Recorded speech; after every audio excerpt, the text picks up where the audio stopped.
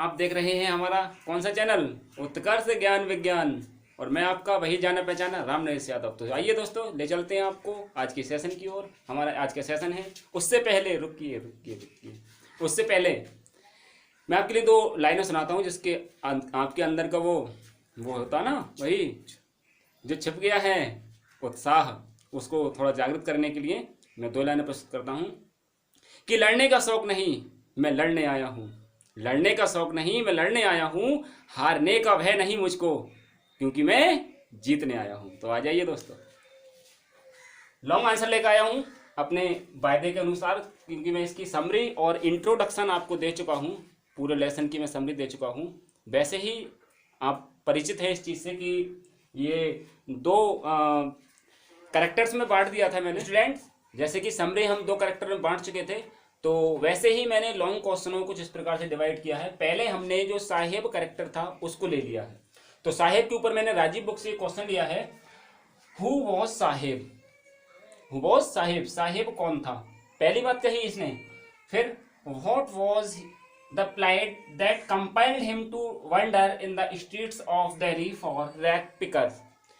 क्या परेशानियां थी उसकी, क्या डिफिकल्टीज थी जो उसको कंपल्ड कर दिया गया दिल्ली सीमापुरी की स्ट्रीट्स पर, गलियों में, कि जाओ भाई आप भटको। क्या कारण था, क्या मजबूरी थी उसकी, तो वही हम सब कुछ देखने जा रहे हैं। आ जाइए।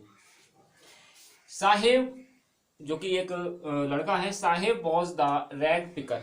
साहेब was a rag picker who left Dhaka and came to big city Seemapuri in search of gold. His home and his green fields destroyed by the storms. Sahib was very poor child, so he left Dhaka and came to Shimapuri. Now he became a rag picker and wanders here and there in the streets of Delhi for the search of queens in the garbage dumps. Sahib was the rag picker. Saheb एक rag picking का काम करने लगा, कूड़ा बटोरने का काम करने लगा।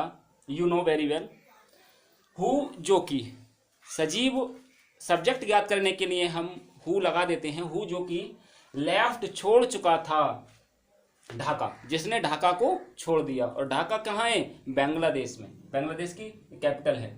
एंड कैम और आ गया टू बिग सिटी, बड़े शहर में, सीमापुरी, आउटर रिंग एरिया है दिल्ली का, सीमापुरी, इन सर्च, तलाश में, खोज में, ऑफ गोल्ड, यहाँ पर गोल्ड सोने से नहीं है या किसी हीरा जवाहरात से नहीं है, ये प्राइसलेस थिंग्स हैं उनके लिए, जैसे मेल, क्लॉथ, शूज वगैरह वगैरह। तो गोल्ड, हिज होम, उसका घर, एंड हिज ग्रीन फील्ड्स, और उसके हरे भरे लहलहाते खेत, डेस्ट्रॉयड, नष्ट हो गए, तबाह हो गए, बर्बाद हो गए, बाय द स्टॉर्म्स, तूफान से। एक तूफान आया था बांग्लादेश में, और जो भी वहाँ के खेत वगैरह थे, साहेब जैसी जो फैमिलीज वहाँ रहा करती थी, उनके खेत और घर सब स्वैप हो गए, गायब हो गए, नष्ट हो गए, बर्बाद हो गए। यहाँ फुल स्टॉप है। Saheb was very poor. अब भाई पुअर तो होगा ही, यहाँ पुअर से लाचार भी कह सकते हैं और गरीब से भी कह सकते हैं। साहेब कैसा लड़का है, गरीब लड़का है। सो अतः, इसलिए, इस प्रकार, ही लेफ्ट ढाका, उसने ढाका छोड़ दिया, एंड कैम, और आ गया, टू सीमापुरी, सीमापुरी। क्लियर हुआ? कहने का मतलब यह है कि एक बार बहुत ही तेज स्टॉर्म आया, जिससे कि साहेब जैसे कई फैमिलीज हैं, लेकिन हमने साहेब को ही लिया है। साहेब का जो फैमिली है, जब उसका घर ही नहीं रहा, उसके खेत ही नहीं रहे, तो अर्निंग किससे करता, वो लाइफ्स कैसे रहता, लाइफ्स कैसे कमाता। तो जीवित रहने के लिए कुछ ना कुछ तो चाहिए, मकान भी चाहिए, छत भी चाहिए, कहते हैं रोटी कपड़ा मकान। तो उनकी तलाश में ही ये रोटी कपड़ा मकान को ही यहाँ पे पर्सनिफाइज किया है गोल्ड से। उनकी तलाश में कहाँ आया था, दिल्ली आया था, और दिल्ली के आउटर रिंग कहाँ पे, सीमापुरी में। ठीक है। अब मजबूरी थी उसकी, लाचार हो गया। मतलब हाथ उठा रहे हो तो थोड़ी ऊपर तक उठाओ, दिखाई ना दे रहा ऐसा।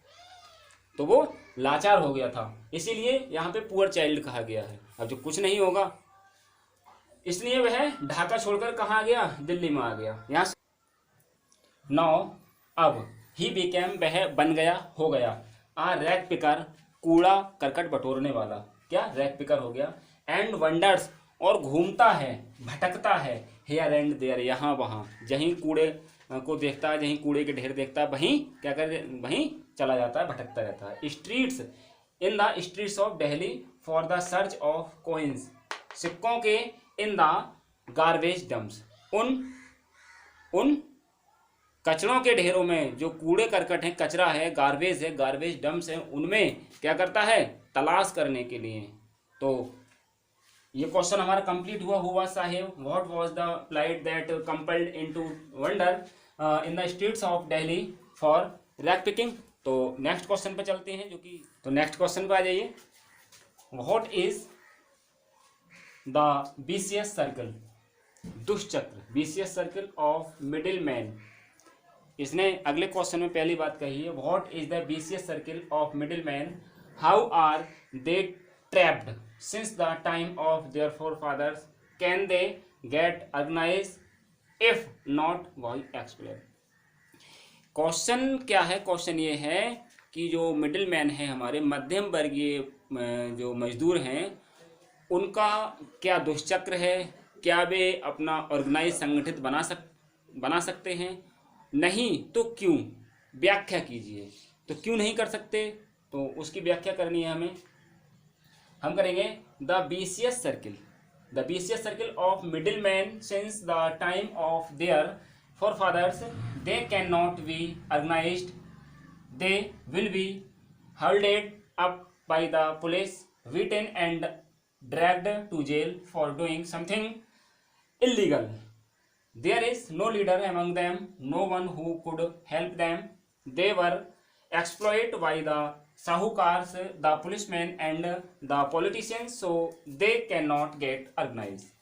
अनीश जी ने बताया है यहाँ पे कि मिडिल मैन, जो मध्यम वर्गीय हमारे मजदूर हैं, वो अपना संगठन क्यों नहीं बना सकते, क्योंकि उन पे जो पॉलिटिशियंस हैं, जो कानून के रखवाले हैं, पुलिस है, वो क्या करेगा, गैर कानूनी मुकदमे दर्ज करा के उनको जेल में डाल देगा, पीटेंगे वगैरह वगैरह। इन डर के वजह से वो अपना संगठन नहीं बना सकते, क्योंकि उनके बीच में ना कोई उनका नेता है और ना ही उनकी मदद करने वाला है, इसलिए वो अपना संगठन नहीं बना सकते।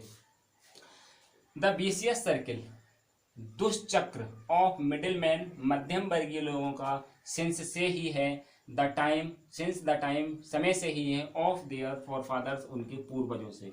ये दुष्चक्र जो चल रहा है ना, अब से नहीं है, उनके फोरफादर्स यानी पिता पिता के पिता, पीढ़ी दर पीढ़ी ऐसे चलता रहा है। They can not be organised, वे अपना संगठन नहीं बना सकते। क्यों नहीं बना सकते, they will be holded up, वे पकड़ लिए जाएंगे, बाय द पुलिस, पुलिस के द्वारा, बेटेन पीटे जाएंगे, एंड ड्रग्ड, खदेड़ दिए जाएंगे, टू जेल, जेल में, फॉर डूइंग, करने पर, समथिंग इलीगल, कुछ गैर कानूनी करने पर, इलीगल गैर कानूनी। देयर इज नो लीडर, कोई नेता नहीं है, एमंग, बीच में, देम, उनके। एमंग हम लगाते हैं दो से अधिक लोगों के, दो से अधिक वस्तुओं के बीच में एमंग का यूज करते हैं हम, जो हमारी प्रीपोजिशन है। नो वन, कोई भी नहीं है, हु, जो कि, कुड, सकता था, हेल्प, उनकी, हेल्प देम, उनकी सहायता कर सकता था। दे वर एक्सप्लॉइट, उनका शोषण किया जाता है, एक्सप्लॉइट किए जाते हैं वो, बाय द साहूकार, साहूकार बिचौलियों के द्वारा, उनका बिचौलियों के द्वारा क्या होता है, शोषण होता है, एक्सप्लॉइट किए जाते हैं वो। The policeman and the politicians, राजनीतिज्ञ, so they can not get organise, इसीलिए वो अपना संगठन नहीं बना सकते। अगला क्वेश्चन इस प्रकार है,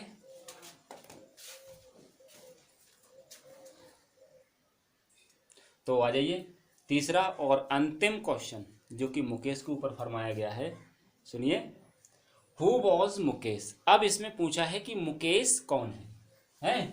व्हाट डिड ही वांट, वह क्या चाहता है, टू डू, करना, इन हिज लाइफ, अपने जीवन में, and what did he not want, और वह क्या नहीं चाहता, टू फॉलो, अनुसरण करना, मतलब क्या करना नहीं चाहता। इसमें पूछा है, मुकेश का इंट्रोडक्शन पूछा है कि मुकेश कौन है, मुकेश क्या करना चाहता है और क्या करना नहीं चाहता, किसका अनुसरण करना नहीं चाहता, किसके पद चिन्हों पे चलना नहीं चाहता। तो आइए वही हम जानते हैं।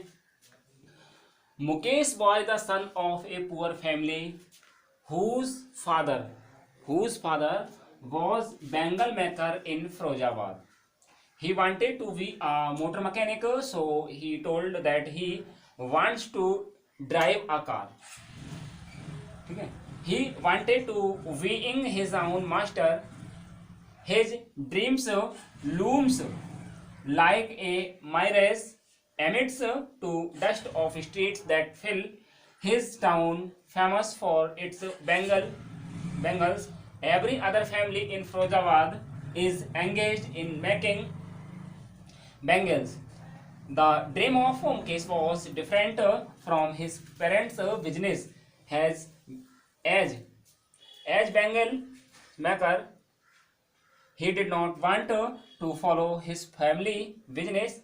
Mukesh did not want to accept life of misery as his parents had done.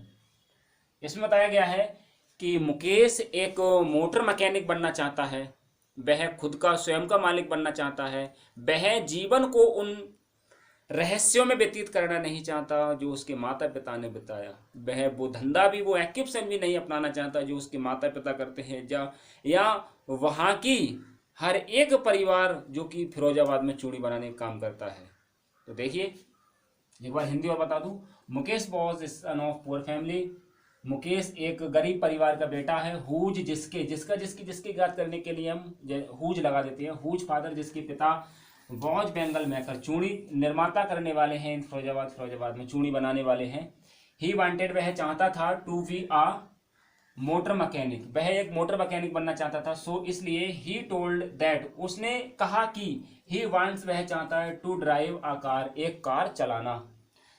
He wanted, वह चाहता था, टू बीइंग, बनना, होना, हिज ओन मास्टर, स्वयं का स्वामी। वह किसी का मालिक, किसी का नौकर नहीं बनना चाहता, वह खुद का मालिक बनना चाहता है। हिज ड्रीम्स, उसके सपने थे, लूम्स, धुंधले दिखाई दे रहे थे, लाइक ए मिरेज, उस शीशे की तरह, amidst to dust of streets that fill his town, famous for his bangles, जो उसके फिरोजाबाद की सड़कों पर जो धूल उड़ती है उनमें धुंधला दिखाई दे रही थी, एक किरण दिखाई दे रही थी। The dream of Mukesh, Mukesh का स्वप्न, वॉज था डिफरेंट, भिन्न फ्रॉम हिज पेरेंट्स, उसके माता पिता से। बिजनेस, जो माता पिता का धंधा था, एज, जैसे कि बैंगल मेकर, चूड़ी बनाने का। He did not want to follow his family business, वह अपने परिवार का जो धंधा है वो करना नहीं चाहता। Mukesh did not want to accept, स्वीकार करना नहीं चाहता था, life of misery as his parents had done, जो कि उसके माता पिता ने अपने जीवन बताया था। तो स्टूडेंट्स, मैं आशा करता हूँ आपको इससे बहुत ही हेल्प मिलेगी। जो चैप्टर अब तक आपको बहुत ही ज़्यादा कठिन लगता था, मैंने चुटकियों में सिंपल कर दिया है। आप इसको पढ़ें, पुनः पढ़ें, ट्राई अगेन एंड अगेन। जब भी पढ़ें पुस्तक साथ लेके पढ़ें, ठीक है। और पॉज करके भी देख सकते हैं, इसका स्क्रीनशॉट लेकर के आप पढ़ सकते हैं, या फिर इसको आप अपना नोट्स भी बना सकते हैं। आपको जैसे उपयोगी लगे वैसे आप तैयारी करें। आपको चैप्टर बाई चैप्टर में लॉन्ग आंसर, समरी वगैरह देता रहूँगा। मिलते हैं अगले वीडियो में, तब तक के लिए गुड बाय, जय हिंद, जय भारत।